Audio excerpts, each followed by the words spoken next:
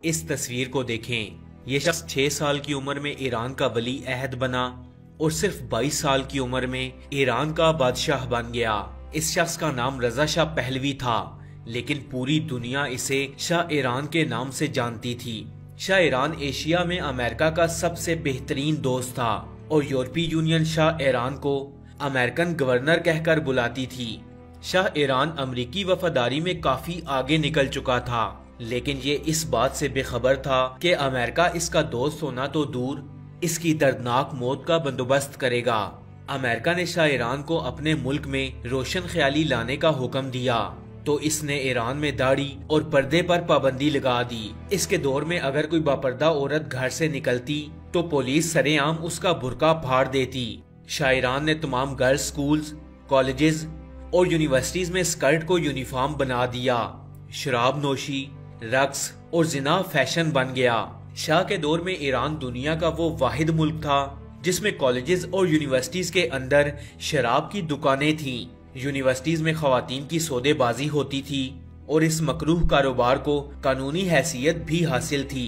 Shah Iran के जमाने में 2 आर्मी जर्नलों के हम जिन्स परस्त बेटों ने आपस में शादी कर ली और सरकारी सतह पर न सिर्फ इनकी दावत वलीमा हुई, बल्कि शाह और इसकी काबीना ने खसूसी तौर पर इस तकरीब में शिरकत भी की। शाह ने अमेरिका की मोहब्बत में ईरान में मौजूद 24,000 अमरीकियों को सिफारती हैसियत भी दी, जिस पर ईरान की आवाम ने सवाल भी उठाया। अमेरिका ने शाह ईरान के दफ्तर में ग्रीन फोन लगा रखा था और शाह ईरान को अमेरिका से जो भी हिदायत मिलती थी वो इन पर फौरी अमल दरामद करता। लेकिन ईरान चूंकि एक मुस्लिम मुल्क था तो यहाँ के मजहबी लोग इस हुकूमत से तंग आ चुके थे। शाह ईरान की अमेरिका नवाज पॉलिसीज पर बगावत हुई और ये बगावत 3 साल तक चलती रही। शाह ईरान ने अमेरिका की हिदायत पर ईरान के 21 शहरों में मार्शल लॉ लगा दिया, लेकिन अमेरिकी पॉलिसी से तंग आए लोगों ने इस मार्शल लॉ को तस्लीम करने से इनकार कर दिया। शाह ईरान ने हुकूमत बख्तियार के हवाले की और ईरान से फरार हो गया।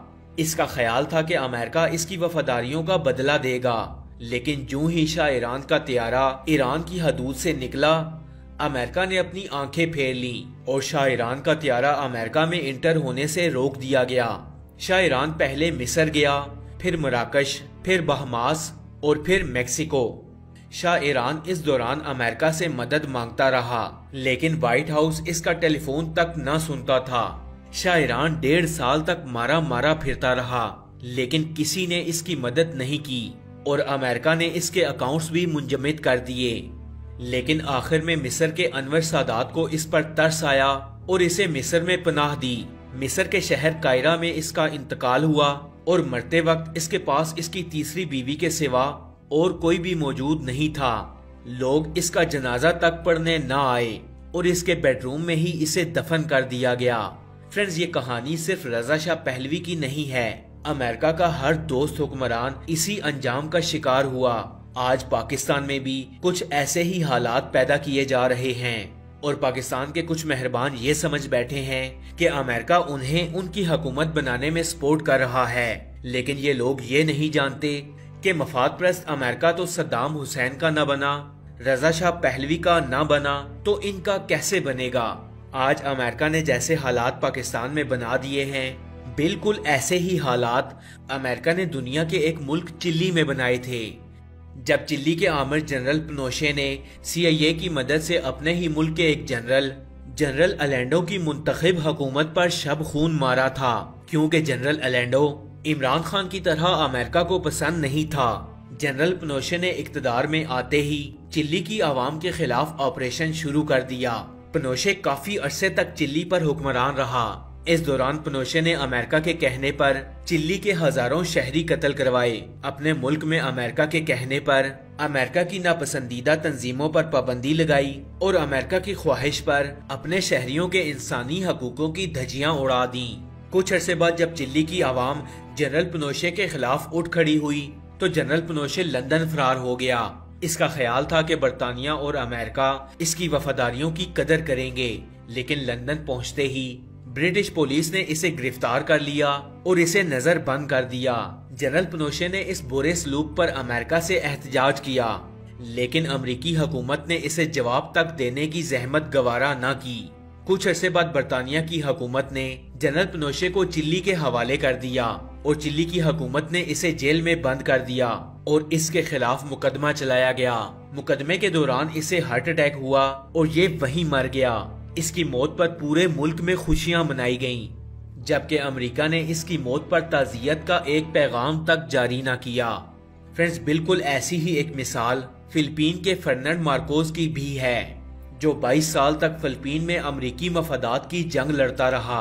इसने फिलिपीन से कम्युनिस्ट को चुन चुन कर कत्ल कर दिया, लेकिन जब अमेरिका को ये लगा कि ये इनके किसी काम का नहीं, तो अमेरिका ने इसकी हुकूमत गिरा दी।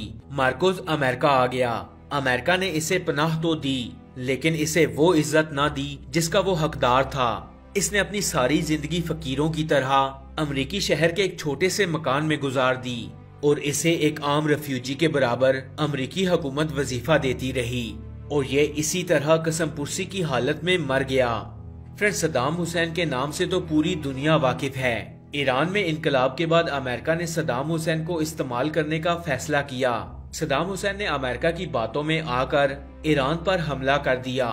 ये जंग 8 साल तक चलती रही और इसमें इराक और ईरान के 10 लाख से भी ज्यादा लोग हलाक हुए। सद्दाम हुसैन 1990 तक अमेरिका का बेहतरीन दोस्त था, लेकिन फिर तेल की लालच में अमेरिका ने इराक पर हमला कर दिया और इस हमले में 70,000 इराकी शहरी शहीद हुए।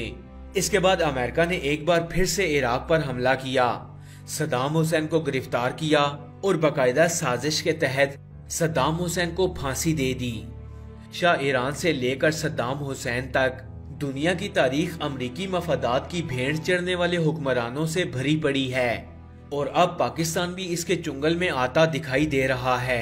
अगर आप जानते हो तो अमरीकी खारजा पॉलिसी को डिस्पोजल डिप्लोमेसी कहा जाता है।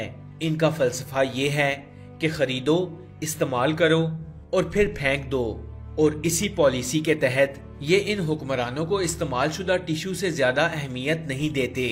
American government case to case और प्रोजेक्ट टू प्रोजेक्ट चलती है। इनका दोस्त रजा शाह पहलवी हो, जनरल पिनोशे हो, सद्दाम हुसैन हो या पाकिस्तान में मौजूद कुछ मफाद परस्त लोग जो अपने मकसद की खातिर पाकिस्तान को नुकसान पहुंचाना चाहते हैं, और इनका भी यही हाल होगा जो माजी में गुजरे अमेरिकन एजेंट्स का हुआ। फ्रेंड्स, आपको ये वीडियो कैसी लगी? कमेंट्स बॉक्स में अपनी कीमती राय का इजहार जरूर कीजिएगा। ऐसी और इन्फॉर्मेटिव वीडियोस देखने के लिए स्टोरी फैक्ट्स चैनल को सब्सक्राइब कर लें और साथ में लगे बेल आइकन को भी प्रेस करें ताकि मजीद आने वाली ऐसी इन्फॉर्मेटिव वीडियोस का नोटिफिकेशन आपको मिल सके। मैं मिलूंगा आपसे अगली वीडियो में, तब तक के लिए अल्लाह हाफिज।